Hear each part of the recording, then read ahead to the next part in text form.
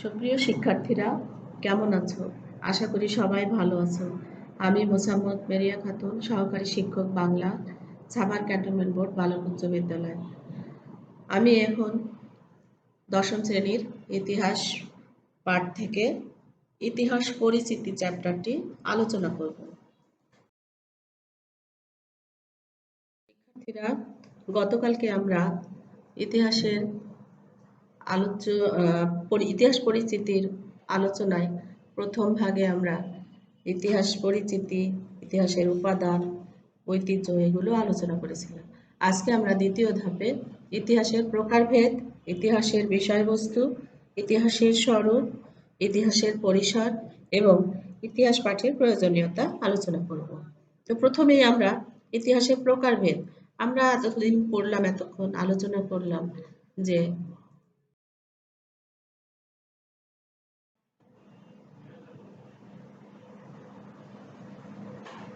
আমরা ইতিহাসের সংজ্ঞা, উপাদান এগুলো বিভিন্নভাবে আলোচনা করলাম, কিন্তু ইতিহাসের আবার প্রকারভেদ কি আমরা হয়তো এটাও মনে করতে পারি, কিন্তু না, আসলে ইতিহাসেরও প্রকারভেদ আছে। অর্থাৎ সব জায়গায় সব সময়ে একই ইতিহাস লেখা থাকে না বা একই রকম হয় না। তাই কিছু কিছু জিনিসের উপরে ভিত্তি করে ইতিহাসের প্রকারভেদ আছে বা ইতিহাসকে ভাগ করা হয়েছে। ইতিহাসকে প্রথম ভাগে দেখানো হয়েছে ভৌগোলিক অবস্থানগত বা ভৌগোলিক অবস্থানগত ইতিহাস। দ্বিতীয় হচ্ছে বিষয়বস্তুগত ইতিহাস। ভৌগোলিক অবস্থানগত, আমরা প্রকারভেদ থেকে বলতে পারি যে আসলে ভৌগোলিক কোন জায়গার ইতিহাস, আমাদের নিজস্ব দেশের, না অন্য দেশের, না অনেক দূর দেশের। তাই সেই দেশ সম্পর্কে আমরা জানতে পারি, অর্থাৎ সেখানকার আবহাওয়া, মাটি, মানুষের জীবনযাত্রা কেমন, সেগুলো যখন আমরা জানি, অবশ্যই সেই দেশ সম্পর্কে আমাদের জানতে হয়। তাই এদিক দিয়ে ভৌগোলিক অবস্থানগত দিক বা ভৌগোলিক অবস্থানগত ইতিহাস আলোচনা করতে হয়। তো এখানে আরেকটি কথা না বললে নয় যে এই ভৌগোলিক অবস্থানগত ইতিহাস আবার তিন ভাগে ভাগ আছে। সেটি হচ্ছে স্থানীয়, জাতীয় এবং আন্তর্জাতিক। অর্থাৎ স্থানীয় বলতে আমার আশপাশের, অর্থাৎ আঞ্চলিক, আমার নিজস্ব অঞ্চলের। আবার জাতীয় ইতিহাস বলতে আমার গোটা দেশের, নিজস্ব দেশের। আর আন্তর্জাতিক বলতে আমার দেশের বাইরে যে সকল দেশের ইতিহাস আমরা পাঠ করে থাকি। এরপর বিষয়বস্তু, কোনো বিশেষ বিষয়ের উপর ভিত্তি করে যে ইতিহাস রচনা করা হয় তাই বিষয়বস্তুগত ইতিহাস। সহজ কথায় বিষয়বস্তুর পরিসর ভৌগোলিকের চেয়ে একটু বেশি, তাই এটির পাঁচটি ভাগ আছে। একটি রাজনৈতিক, সামাজিক, অর্থনৈতিক, সাংস্কৃতিক এবং সাম্প্রতিক। ইতিহাসের বিষয়বস্তু এবার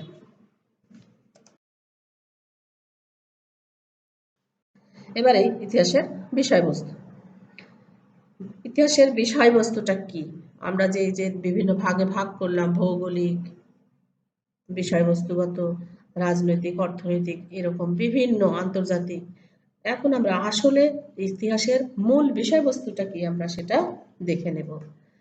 ঐতিহাসিক ভিকো মনে করেন মানব সমাজ ও মানবীয় প্রতিষ্ঠানসমূহের উৎপত্তি এবং বিকাশই হচ্ছে ইতিহাসের বিষয়বস্তু।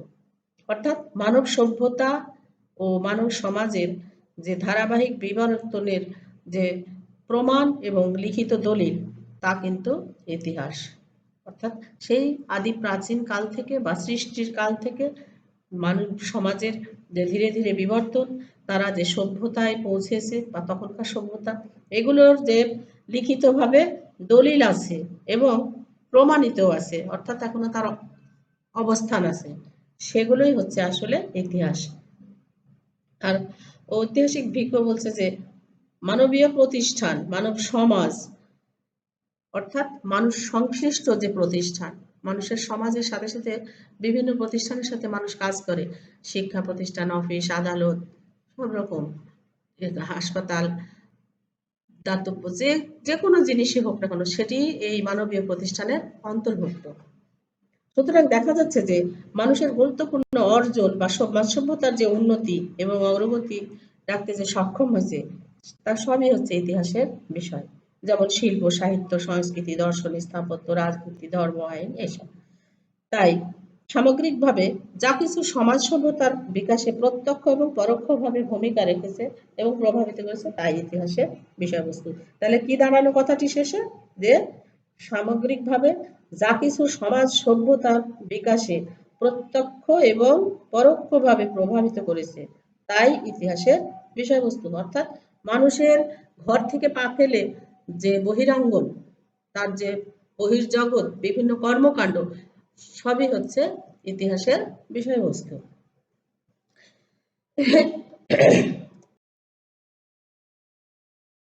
স্বরূপ অর্থাৎ ইতিহাসের নিজস্ব রূপ কি, ইতিহাস কি কাজ করে থাকে। ইতিহাস জ্ঞান অর্জনের অন্যান্য শাখা থেকে একেবারেই আলাদা, এর উপস্থাপনার পদ্ধতিও ভিন্ন, তাই এর বৈশিষ্ট্য সম্পর্কে একটু আমাদের জানা দরকার। এক হচ্ছে ইতিহাসের বৈশিষ্ট্য বা স্বরূপ, এটি সত্যনিষ্ঠ তথ্যের উপর নির্ভর করে পুনর্গঠন করে। এর আলোচনার বিষয় হচ্ছে মানব সমাজ এবং সভ্যতার অগ্রগতির ধারাবাহিক তথ্য নির্ভর বিবরণ। ৩. ইতিহাস কখনোই থেমে থাকে না, এটি গতিশীল এবং বহমান, যে কারণে প্রাচীন যুগ, মধ্যযুগ, আধুনিক যুগ, সন তারিখ ব্যবহার করে এর ভাগ করা কঠিন। আবার এর পরিবর্তনের ধারা সব দেশে সব সময় কিন্তু একভাবে ঘটেনি। ৪ হচ্ছে ঘটে যাওয়া ঘটনার সঠিক বিবরণ পরবর্তী প্রজন্মের কাছে তুলে ধরাও ইতিহাসের বৈশিষ্ট্য। তাহলে আমরা দেখতে পেলাম যে ইতিহাসের স্বরূপের প্রথম শর্ত হচ্ছে এটি সত্যনিষ্ঠ তথ্য। আমরা হয়তো মনে করতে পারি যে ইতিহাসের এই আগেকার রাজা বাদশাহ, এই বিভিন্ন দেশের যে প্রাচীনকালের যুদ্ধ বিগ্রহ, ধর্ম, সংস্কৃতি যাই হোক না কেন, যে কোনো আলোচনা, এটা বুঝি কাল্পনিক, বানানোও হতে পারে, এটি হয়তো মিথ্যাও হতে পারে, কিন্তু না, ইতিহাসের এখানে কোনো অসত্যের কোনো জায়গা নাই, এটি অবশ্যই সত্যনিষ্ঠ তথ্য নির্ভর। আবার বলছে যে এটি কার আলোচনা করে? মানব সমাজ এবং সভ্যতা, অর্থাৎ সৃষ্টির আদিকাল থেকে মানুষ যা যা করেছে তার, এবং মানুষ যে অগ্রগতি সাধন করছে ধীরে ধীরে ধাপে ধাপে এ পর্যন্ত আসছে তার একটা বিবরণ। আর একটা জিনিস যে ইতিহাসকে হয়তো মনে হবে যে কবে কি ঘটেছিল তারই হয়তো একটি ধারণা বা তারই একটা গল্প হয়তো কোনো ঐতিহাসিক লিখে রাখছে, সেটাই হয়তো আমরা বারবার পড়ছি, অর্থাৎ এটি থেমে থাকা নয়। তৃতীয় বৈশিষ্ট্য হচ্ছে এটি কখনো থেমে থাকে না, এটি প্রবাহমান। এখন আমরা মুক্তিযুদ্ধ 1971 সালে হয়তো বইতে পড়েছি, কেউ কেউ দেখেছে, কিন্তু আমরা কি সেখানে সীমাবদ্ধ আছি? আমাদের ইতিহাসে পরবর্তীতে বিভিন্ন শাসক এসছে, তাদের শাসনে দেশের কি পুনর্গঠন, উন্নতি, সভ্যতার কি কি আবিষ্কার, আমাদের সামাজিক জীবন কিভাবে পরিবর্তন হচ্ছে, এগুলোও তো আমরা এখন বইতে পাই বা আমরা ইতিহাস বইতে পড়ে থাকি। তাই এটি কখনোই থেমে থাকেনি, গতিশীল ছিল এবং বহমান ছিল, নদীর মতো। নদীর পানি যেমন একসময় এক জায়গায় থেমে থাকে না, সে তার গতিতে চলে থাকে প্রয়োজন অনুযায়ী, সেরকম ইতিহাসও তাই। আর একটা জিনিস, সেটা হলো 4 নম্বর, যে যে ঘটে যাওয়া ঘটনা তার সঠিক বিবরণ। কি ধরনের বিবরণ? সঠিক বিবরণ পরবর্তী প্রজন্মের কাছে এটি তুলে ধরা ইতিহাসের বৈশিষ্ট্য। যেমন আমরা হয়তো কোনো কিছু দেখি নাই, কিন্তু আমরা এখন পড়ে জানছি যে এটা এরকম ছিল। 1971 সালে মুক্তিযুদ্ধের সময় কি কি ঘটনা ঘটছে, কি কি কষ্ট দিচ্ছে, আমাদের দেশের ধন সম্পদ, হাসপাতাল, চিকিৎসা, বিশ্ববিদ্যালয়, ব্রিজ, কালভার্ট, সেতু, মাঠের ক্ষেত, মানুষ কত কিছু নষ্ট করছে, এগুলো আমরা কিভাবে জানছি? আমরা এই ইতিহাস থেকেই জানছি, আমরা হয়তো যারা দেখিনি। ঠিক আছে? পরিসর, ইতিহাসের পরিসর মানে পরিধি, অর্থাৎ ইতিহাসের পরিধি, পরিসর, আওতা, কতটুকু বৃত্ত নিয়ে, কতটুকু জায়গা নিয়ে, এরকম একটা কিছু। মানব কর্তৃক সম্পাদিত সকল বিষয় ইতিহাসের আওতাভুক্ত। মানুষের চিন্তা ভাবনা, পরিকল্পনা, কার্যক্রম যত শাখা প্রশাখায় বিস্তৃত, ইতিহাসের সীমাও তত দূর বিস্তৃত। যেমন প্রাগৈতিহাসিক যুগে প্রথম পর্বের মানুষের কর্মকাণ্ড ছিল শুধু খাদ্য সংগ্রহ। ফলে সে সময় ইতিহাসের পরিসরও শুধু খাদ্য সংগ্রহের উপরে সীমাবদ্ধ ছিল বা বিস্তৃত ছিল। কিন্তু সময়ের বিবর্তনে মানুষ যখন ইতিহাস চর্চা এবং গবেষণায় বৈজ্ঞানিক পদ্ধতি অনুসৃত হয়েছে, ফলে ইতিহাসের শাখাও বৃদ্ধি পেয়েছে, বিস্তৃত হচ্ছে ইতিহাসের সীমানা। 19 শতকে শুধু রাজনীতি ইতিহাস বিষয় হলেও মার্ক্সবাদ প্রচারের পর অর্থনীতি, সমাজ ও শিল্পকলার ইতিহাসে রচিত হতে থাকে। তাই একে একে ইতিহাস ভুক্ত হচ্ছে আর সম্প্রসারিত হচ্ছে ইতিহাসের পরিধি এবং পরিসর। অর্থাৎ মানুষের যখন কর্মকাণ্ড যতটুকু থাকে, তার আলোচনাও কিন্তু ততটুকুই থাকে। খাদ্য সংগ্রহের যে ইতিহাস ছিল, তখন মানুষ ক্ষুধায় শুধু ক্ষুধা নিবারণ করার জন্য শুধু খাদ্য সংগ্রহ করত। তাদের বাসস্থানের দরকার ছিল না। তারা গুহায় বাস করত, গাছের কোটরে বাস করত, গাছের ডালে বাস করত, বিভিন্নভাবে। কিন্তু পরে যখন দেখছে যে না, আমাদের আসলে একটু জায়গার দরকার, এরপরে সে বাসস্থান করছে। তারপর পোশাক, তারপরে চিকিৎসা, শিক্ষা, ধর্মচর্চা, এগুলো পরবর্তী ধাপে ধাপে আসছে। যখন যেরকম ছিল তখন সেরকম ইতিহাস আলোচিত হয়েছে বা আলোচনা হয়েছে। মানুষের এখন জীবনধারার কর্মকাণ্ড বেড়েছে, ইতিহাসও বেড়েছে।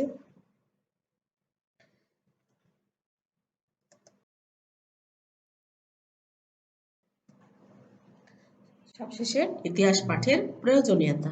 কেন আমরা ইতিহাস পাঠ করব? এটির আর দরকার কি? তাই না? তোমাদের মনে প্রশ্ন আসতে পারে যে ইতিহাস একটা গল্পের মতো, এটা পড়ে কোনো আমাদের প্রয়োজন নাই। কিন্তু না, ইতিহাস পাঠের প্রয়োজনীয়তা আছে। আমরা সংজ্ঞাতেই বলেছি যে মানব সমাজ এবং সভ্যতা, এই দুটা জিনিস মনে রাখবা। কি? সমাজ এবং সভ্যতা, অর্থাৎ মানুষের সমাজ সভ্যতার যে বিবর্তনের সত্য নির্ভর বিবরণ, এটি কিন্তু ইতিহাস। তাই জ্ঞানচর্চার শাখা হিসাবে ইতিহাসের গুরুত্ব কিন্তু অনেক বেশি। আজ যদি আমরা হেলেন কেলার ছিল, তারপরে ট্রয়ের যুদ্ধ, এই যে পারস্য, তারপরে গ্রিকদের যে যুদ্ধ, তারপরে এই যে জুলিয়াস সিজার, বিভিন্ন আমরা মিশরীয় সভ্যতা, সিন্ধু সভ্যতা, এইগুলো যদি আমরা ইতিহাস থেকে না জানতাম, তাহলে তো এটা নিয়ে পরবর্তীতে বৈজ্ঞানিকভাবে চর্চা হতো না, বা এর সত্যানুসন্ধানও হতো না, আর বিভিন্ন জিনিস আবিষ্কারও হতো না, তাই না? তাই ইতিহাস পাঠের ফলে মানুষের পক্ষে নিজ এবং নিজের দেশের মঙ্গল অমঙ্গলের বিষয়টিও আসে। আমরা যদি কোনো আমাদের অতীতকালের আমাদের পূর্বপুরুষদের যদি জীবনযাপন, ফলাফল, ব্যর্থতা, সার্থকতা, এগুলো যদি আমরা না জানি, তাহলে আমরা সামনের দিকে সচেতন হব কি করে, সজাগ হব কি করে? অর্থাৎ ভুল থেকে মানুষ শিক্ষা নেয়, সেটির ব্যাপারে একটা আছে, সেটি তো আর সম্ভব হয় না। সুতরাং দেশ ও জাতির স্বার্থেই ব্যক্তি প্রয়োজনে ইতিহাস পাঠ আমাদের জরুরি। দেশ ও জাতির স্বার্থে এবং ব্যক্তি প্রয়োজনে হলে আমার ব্যক্তিগত পরিবার থেকে ভুল শিক্ষা নিয়ে বা ভালো কিছু থাকলে তার থেকে আমি অনুপ্রাণিত হব। এই দুটা জিনিস, একটা যদি অতীত ইতিহাস ভুল হয়, সেখান থেকে আমরা শুধরাবো, আর যদি আরো ভালো ফলাফল থাকে, সেখান থেকে আমরা প্রভাবিত হব। তাই নয় কি? এটি ব্যক্তির পরে দেশ ও জাতির। ইতিহাস কি করে? জ্ঞান ও আত্মমর্যাদা বৃদ্ধি করে। অতীতের সত্যনিষ্ঠ বর্ণনা মানুষের জ্ঞানের পরিধি বৃদ্ধিতে সাহায্য করে। আর এই বিবরণ যদি হয় নিজ দেশের, জাতির সকল সংগ্রাম ও গৌরবময় ঐতিহ্যের, তাহলে তো কথাই নেই। মানুষ এতে দেশপ্রেমে উদ্বুদ্ধ হয়, আত্মপ্রত্যয়ী ও আত্মবিশ্বাসী হয়। সেক্ষেত্রে জাতীয়তাবোধ, জাতীয় সংহতি সুদৃঢ়করণে ইতিহাস পাঠের বিকল্প নেই। এই যে আমরা আমাদের দেশের যে মুক্তিযোদ্ধারা ছিল 1971 সালে, সেই আপামর জনসাধারণ তো যুদ্ধ করছে, অল্প কয়েকজন হয়তো আমাদের নিবেদিত প্রাণ হিসাবে বা বীর শ্রেষ্ঠ হিসাবে, বীর প্রতীক হিসাবে আমাদের পরিচিত কতগুলো মুখ আমরা ইতিহাস থেকে পড়ে থাকি। আসলে তাহলে কি হলো এই জায়গায়? আমরা সেখান থেকে ইন্সপায়ার্ড হচ্ছি আমরা নিজেরা, এখনকার ছেলেরা মেয়েরা, যে আমাদের আসলেও তো আমাদের ঐতিহ্য ছিল, আমাদের বাঙালি জাতির চেতনা ছিল, আমাদের বাঙালি জাতির গৌরব গাথা ছিল, আমরা বীরের জাতি।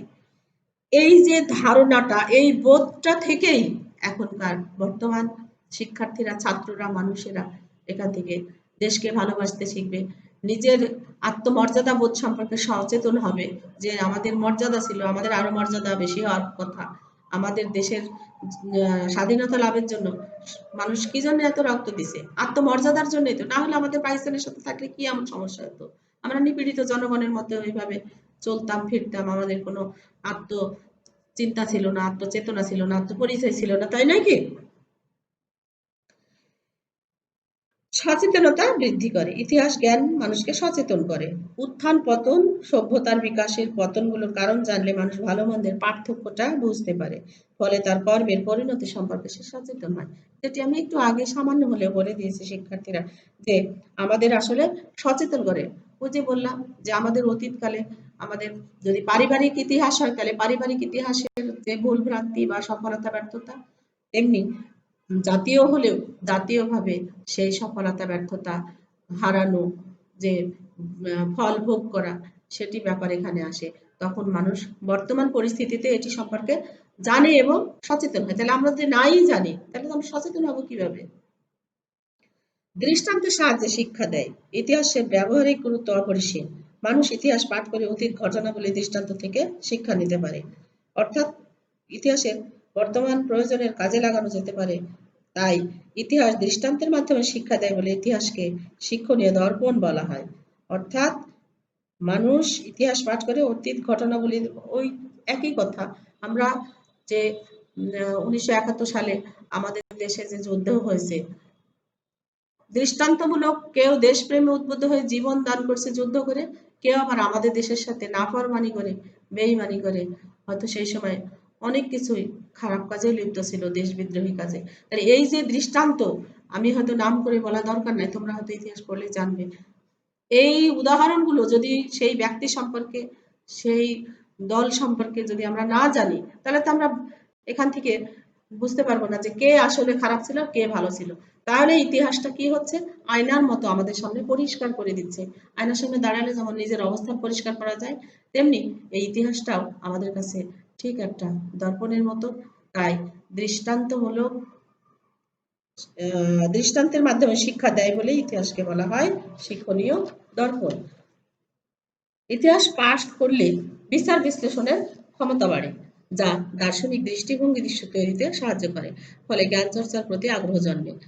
আবার আমরা পুরোনো কথা আসি, যে আমরা যদি ইতিহাস পাঠ করি, তাহলে রাজা বাদশাদের, আমাদের সেই জীবন আচরণের, খাদ্যাভ্যাসের, আমাদের জ্ঞান অর্জনের, রাজনৈতিক, অর্থনৈতিক, সামাজিক অবস্থানের, যদি আমরা এগুলা পাঠ করি, তাহলে আমরা কি করি, বিভিন্ন মানুষের ওগুলা শুনে আমরা নিজেরাও তখন বিচার বিশ্লেষণ করার ক্ষমতা পাই, এবং আমাদের তখন জ্ঞান চর্চার প্রতি আগ্রহ বাড়ে, আরো পড়তে ইচ্ছে করে, আরো কি ছিল, আরো কি জানা যায় দেখি, এরকম আর কি।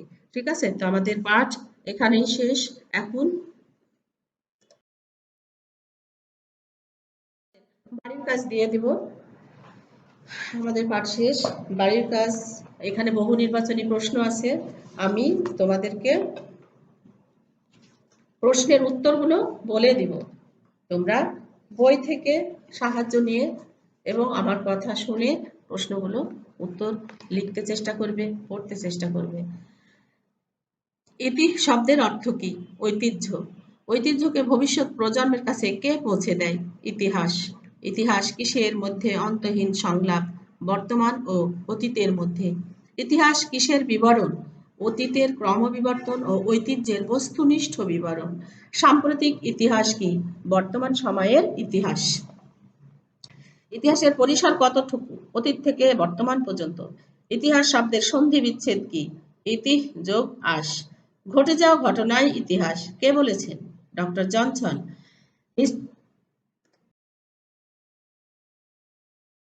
কোথা থেকে? গ্রিক শব্দ হিস্টোরিয়া থেকে। ইতিহাসের জনক কে? গ্রিক ঐতিহাসিক হেরোডোটাস। হিস্টোরিয়া শব্দের আবিধানিক অর্থ কি? সত্যানুসন্ধান বা গবেষণা।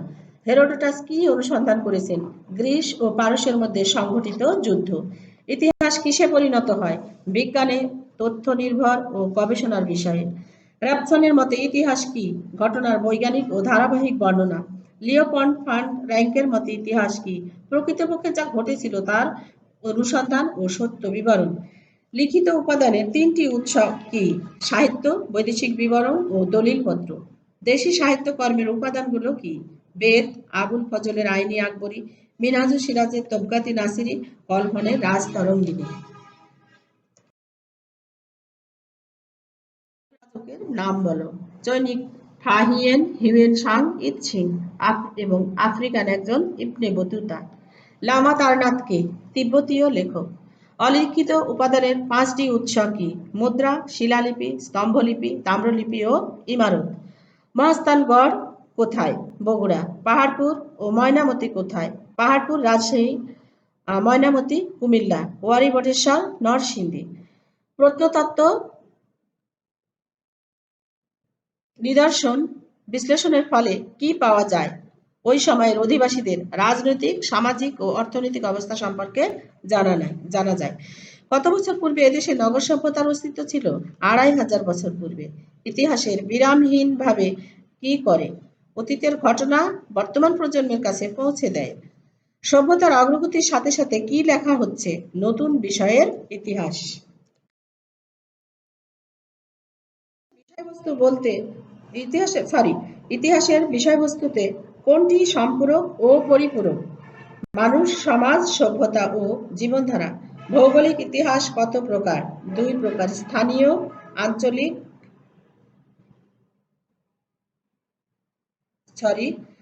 ভৌগোলিক ইতিহাস কত প্রকার? 3 প্রকার। স্থানীয় বা আঞ্চলিক, জাতীয় এবং আন্তর্জাতিক। বিষয়বস্তু ইতিহাস কত প্রকার? 5 প্রকার। রাজনৈতিক, সামাজিক, অর্থনৈতিক, সাংস্কৃতিক ও সাম্প্রতিক। ইতিহাসের বিষয়বস্তু কি? শিল্প, সাহিত্য, সংস্কৃতি, দর্শন, স্থাপত্য, রাজনীতি, যুদ্ধ, ধর্ম, আইন প্রভৃতি। ইতিহাসের বিষয়বস্তু কি? মানব সমাজ ও মানবীয় প্রতিষ্ঠান সমূহের উৎপত্তি বিকাশই ইতিহাসের বিষয়বস্তু। ইতিহাসের প্রথম বৈশিষ্ট্য কি? সত্যনিষ্ঠ তথ্যের সাহায্যে অতীতের পুনর্গঠন করা। ইতিহাসের তৃতীয় বৈশিষ্ট্য কি? এটি থেমে থাকে না, কারণ এটি গতিশীল ও বহমান। প্রাগৈতিহাসিক যুগের মানুষের কোন কাজের মধ্যে সীমাবদ্ধ ছিল? খাদ্য সংগ্রহের মধ্যে। অর্থনীতি, সমাজ ও শিল্পকলার ইতিহাস কখন রচিত হয়? মার্ক্সবাদ প্রচারের পরে। মানুষকে কিভাবে সাহায্য করে? বর্তমান অবস্থা বুঝতে ও ভবিষ্যৎ অনুমান করতে। ইতিহাস পাঠ জরুরি কেন? দেশ ও জাতির স্বার্থে এবং ব্যক্তির প্রয়োজনে। ইতিহাস পাঠে কোনটির বিকল্প নেই? জাতীয়তাবোধ ও জাতীয় সংহতি সুদৃঢ়করণে। মানুষ ভালো মন্দ কখন বুঝতে পারে? উত্থান পতন, সভ্যতার বিকাশ এবং পতনের কারণ জানলে। ইতিহাসকে শিক্ষণীয় দর্পণ বলা হয় কেন? দৃষ্টান্তের মাধ্যমে শিক্ষা দেয় বলে। মানুষের বিচার বিশ্লেষণের ক্ষমতা কিভাবে বাড়ে? ইতিহাস পড়লে। আধুনিক ইতিহাসের জনক কে? লিও ফন র্যাঙ্কে। ইতিহাসে কিসের ঠাঁই নেই? আবেগ ও অতিকথনের। আবেগ ও অতিকথনের। লিখিত ইতিহাসের বয়স কত? 2500 বছর। ইতিহাসের উপাদান কি? যেসব তথ্য প্রমাণের উপর ভিত্তি করে ঐতিহাসিক সত্যকে প্রতিষ্ঠিত করা সম্ভব তাই ইতিহাসের উপাদান। ইতিহাস কি সম্পর্কে জ্ঞান দান করে? ইতিহাস আমাদেরকে জাতীয়তাবোধ সম্পর্কে জ্ঞান দান করে। প্রত্নতাত্ত্বিক উপাদান কোথায় সংরক্ষিত থাকে? জাদুঘরে। কোন নিদর্শন অলিখিত উপাদান? প্রত্নতাত্ত্বিক নিদর্শন। বিদেশি কাদের বিবরণ গুরুত্বপূর্ণ উপাদান? বিদেশি পর্যটকদের বিবরণ। ইতিহাসের বিচরণ ক্ষেত্র কি? অতীতের ঘটনা প্রবাহ।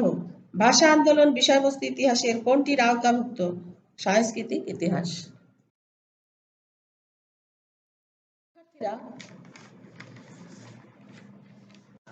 এখন আমি তোমাদের আরো কিছু অনুধাবনমূলক প্রশ্ন দিয়ে দিচ্ছি, তোমরা একটু পড়বে এবং বোঝার চেষ্টা করবে। তবে আমি অল্প করে হলেও কিছু কথা তোমাদের সাথে বলবো আবার। সেটি হচ্ছে সময়ের বিবর্তনে কিভাবে ইতিহাসের পরিসর বিস্তৃত হচ্ছে। সময়ের বিবর্তনে মানুষের কর্মকাণ্ডের পরিধি বাড়ছে, তাই মানুষের ইতিহাসের পরিসরও বাড়ছে। ওই যে আগে আমি বলেছিলাম যে মানুষের আগে খাদ্য সংগ্রহ ছিল মূল কর্মকাণ্ড, তাই আজকের ঐতিহাসিক ঘটনা হয়তো আগামীকালের অতীত ঐতিহাসিক ঘটনা হিসাবে পরিচিত হয়।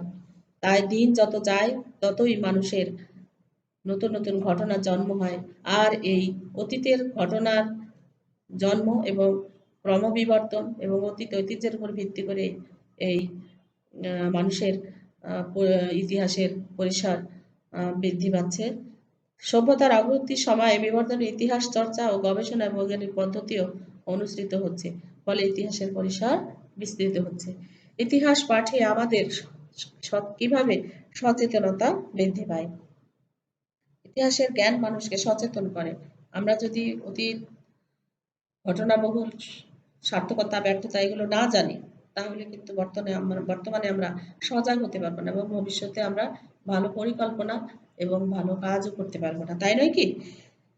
ইতিহাস হচ্ছে মানব সমাজের সঙ্গে সম্পর্কিত বিভিন্ন কর্মকাণ্ডের ধারাবাহিক ও সত্যনিষ্ঠ বিবরণ। ফলে ইতিহাসের মাধ্যমে উত্থান পতন, সভ্যতার বিকাশ এবং পতনের কারণ আমরা জানতে পারি এবং ভালো মন্দের পার্থক্য বুঝতে পারি।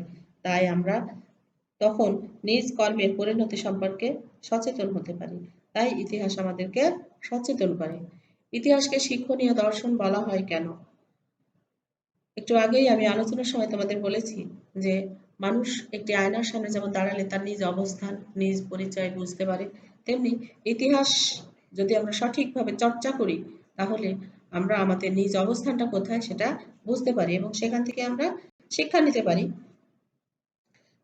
ইতিহাস যেমন আমাদেরকে অতীত ঘটনাবলী দৃষ্টান্ত থেকে শিক্ষা দেয়, আবার বর্তমানের প্রয়োজনের কাজে লাগানোর জন্য আমাদেরকে সামনে আগাতে সাহায্য করে। ইতিহাস আমাদেরকে দৃষ্টান্তের মাধ্যমে শিক্ষা দেয়, সেজন্য ইতিহাসকে শিক্ষণীয় দর্শন বলা হয়। এরপর ইতিহাসের সাথে মানুষের জীবনযাত্রার সম্পর্ক কি, এটা একটু বলতে চাই।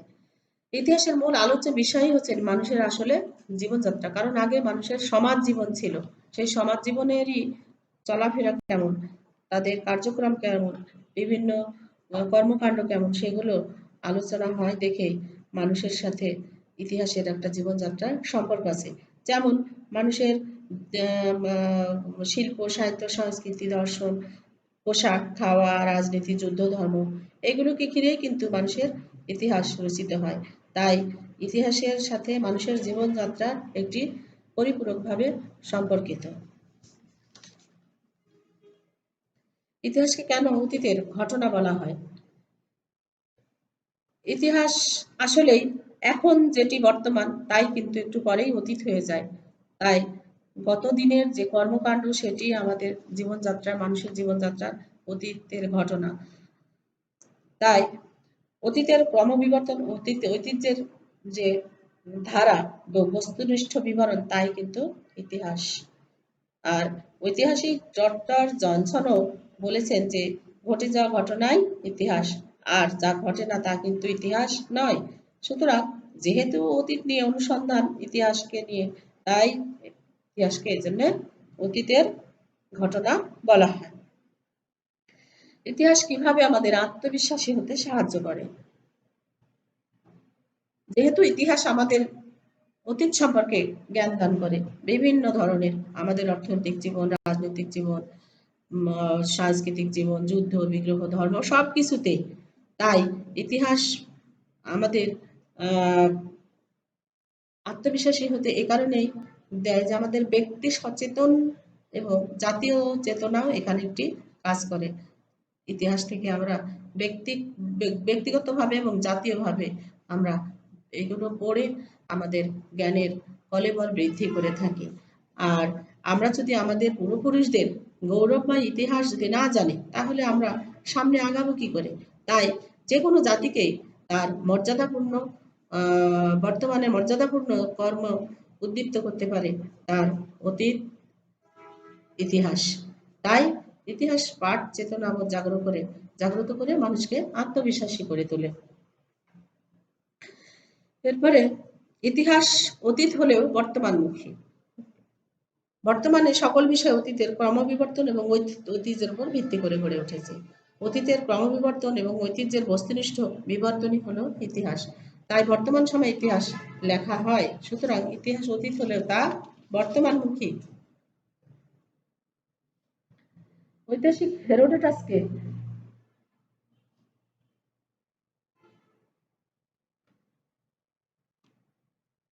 কেন সরি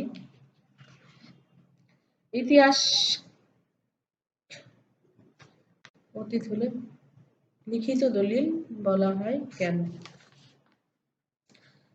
ইতিহাস হলো মানব জাতির অতীত ঘটনা প্রবাহের একটি লিখিত দলিল। ইতিহাস আমাদের ঐতিহ্য, শিক্ষা, রাজনীতি, অর্থনীতি এ সম্পর্কে যে বই পুস্তকে লেখা থাকে সেগুলোই তো আমরা আলোচনা করে আমরা পড়া পড়ে আমরা সেই সত্যকে প্রতিষ্ঠিত করে থাকি। আর এটি হলো ইতিহাসের উপাদান। অর্থাৎ লিখিত দলিল বলতে বিভিন্ন সাহিত্য, বেদ, ধর্ম এগুলো তো লেখা আছে এবং এগুলো আমাদেরকে প্রভাবিত করে। যদি প্রভাবিত না করতো, যদি লেখা না থাকতো তাহলে আমরা কিন্তু বর্তমানে আমরা অতীতকে জানতেই হবে। অতীত না জানলে মানুষ বর্তমানে কেউ উঠে দাঁড়ানোর ক্ষমতা লাভ করতে পারে না। মানুষের গুরুত্বপূর্ণ যা অর্জন এবং মানুষ সভ্যতার যে উন্নতি এবং অগ্রগতি যে এগুলো মানুষ করছে তার সবই ইতিহাস থেকে শিক্ষা নিয়েই কিন্তু করেছে। তাই এ কারণে ইতিহাসকে লিখিত দলিল বলা হয়। এরপর আধুনিক ইতিহাস কেন অন্যান্য বিষয় থেকে আলাদা? জ্ঞান অর্জনের অন্যান্য শাখার সাথে ইতিহাসের রচনা এবং উপস্থাপনা স্বাতন্ত্র্যের কারণে ইতিহাস অন্য বিষয় থেকে আলাদা। অতীত নিয়ে আলোচনা করা ইতিহাসের প্রধান বৈশিষ্ট্য। সত্যনিষ্ঠ তথ্যের বিবরণের আলোকেই এর পুনর্গঠন করাই কাজ। সমাজ সভ্যতার তথ্য নির্ভর ধারাবাহিক বিবরণও ইতিহাসের আলোচনা।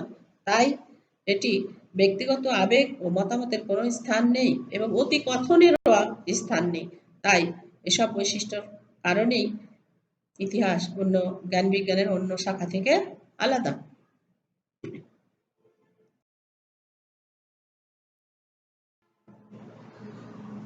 ভৌগোলিক অবস্থানগত ইতিহাস বলতে কি বোঝায়? যে ইতিহাসের মাধ্যমে কোনো ঐতিহাসিক ঘটনা অবস্থানগত প্রেক্ষাপট জানা যায় তাকেই ভৌগোলিক অবস্থানগত ইতিহাস বলে। ভৌগোলিক অবস্থানগত ইতিহাসের মধ্যে স্থানীয়, জাতীয় এবং আন্তর্জাতিক তিনটি জিনিসই আছে। যেমন দ্বিতীয় বিশ্বযুদ্ধের ঘটনা হচ্ছে আন্তর্জাতিক ইতিহাস, 1971 সালে মুক্তিযুদ্ধ হচ্ছে জাতীয় ইতিহাস এবং চাকমা জাতির বিবরণ হচ্ছে স্থানীয় ইতিহাস। ঐতিহাসিক হেরোডোটাসকে ইতিহাসের জনক বলা হয় কেন? ঐতিহাসিক হেরোডোটাসকে ইতিহাসের জনক বলার কারণ হচ্ছে তিনি প্রথম তার গবেষণা কর্মের নামকরণে হিস্টোরিয়া শব্দটি ব্যবহার করেন, যার আবিধানিক অর্থ হলো সত্য অনুসন্ধান বা গবেষণা। হেরোডোটাস বিশ্বাস করতেন যে ইতিহাস যার সত্যিকার অর্থে ছিল তাই। তাই তিনি প্রথম অনুসন্ধান ও গবেষণা এই দুটি ধারণাকে সংযুক্ত করেন একসঙ্গে এবং তার গবেষণার ফলে ইতিহাস পরিণত হয় বিজ্ঞানে এবং পরিপূর্ণ হয়ে ওঠে তথ্যপূর্ণ। ইতিহাসের প্রত্নতাত্ত্বিক উপাদানের বর্ণনা দাও।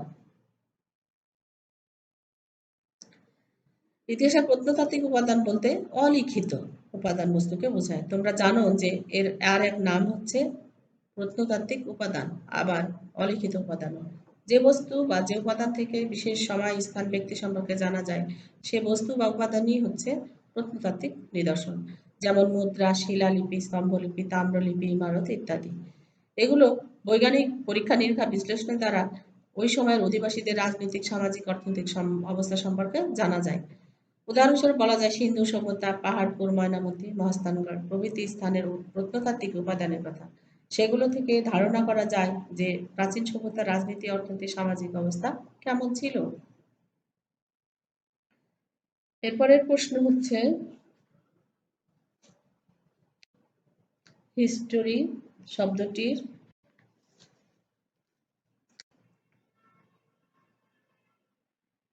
প্রচলন ঘটে কিভাবে? হিস্টোরি শব্দটি আসলে প্রথম প্রচলন করে গ্রিক ঐতিহাসিক হেরোডোটাস। আর উনি তো জানোই তোমরা যে ইতিহাসের জনক ছিলেন উনি। তিনি তার প্রথম গবেষণা কর্মে নাম করেন হিস্টোরি শব্দটা ব্যবহার করেন, যার অর্থ হচ্ছে সত্য অনুসন্ধান ও গবেষণা। তার দৃষ্টিতে ইতিহাস হলো যা সত্যিকারের অর্থ ছিল এবং যা সংঘটিত হয়েছিল তার অনুসন্ধান করা এবং লেখা। সমাজের বিবর্তনীয় ইতিহাস, এটির অর্থ কি? ইতিহাস হচ্ছে মানব সভ্যতার বিবর্তনের সঙ্গে সম্পর্কিত বিভিন্ন কর্মকাণ্ডের ধারাবাহিক ও বস্তুনিষ্ঠ বিবরণ। মানুষের যে অর্থনৈতিক কর্মকাণ্ড তাই ইতিহাসের আওতাভুক্ত। মানুষের চিন্তা ভাবনা, পরিকল্পনা এবং কাজ যত শাখায় বিস্তৃত, ইতিহাসের সীমাও তত শাখায় বিস্তৃত। তাই মানুষ আজ পর্যন্ত যা উন্নতি করেছে এবং সভ্যতার অগ্রগতিতে অবদান রেখেছে তা ইতিহাসের বিষয় বা ইতিহাসভুক্ত। তাই বলা যায় যে সমাজের জীবনই ইতিহাস। ইতিহাসের বিষয়বস্তু বলতে কি বোঝায়?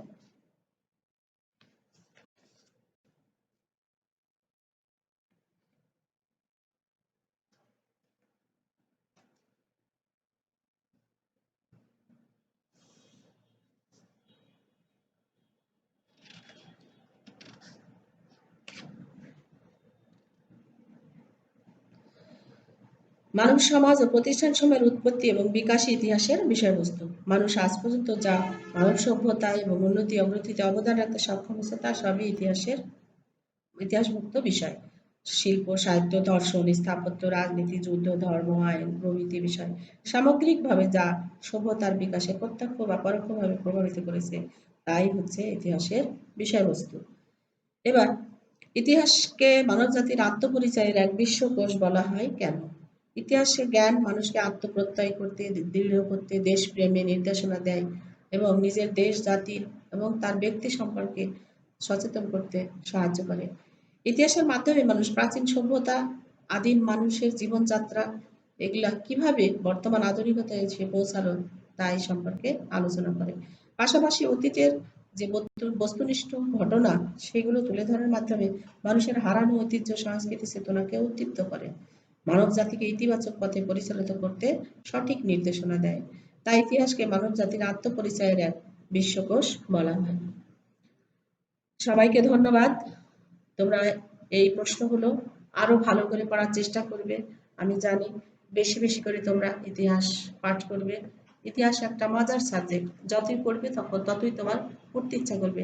তোমাদের নিজেদের, আমাদের পূর্বপুরুষদের গৌরব গাথা, আন্তর্জাতিক, জাতীয় পড়লে তোমরা সমৃদ্ধ হবে এবং আরো জ্ঞান চর্চায় তোমরা উৎসাহিত হবে, উদ্বুদ্ধ হবে।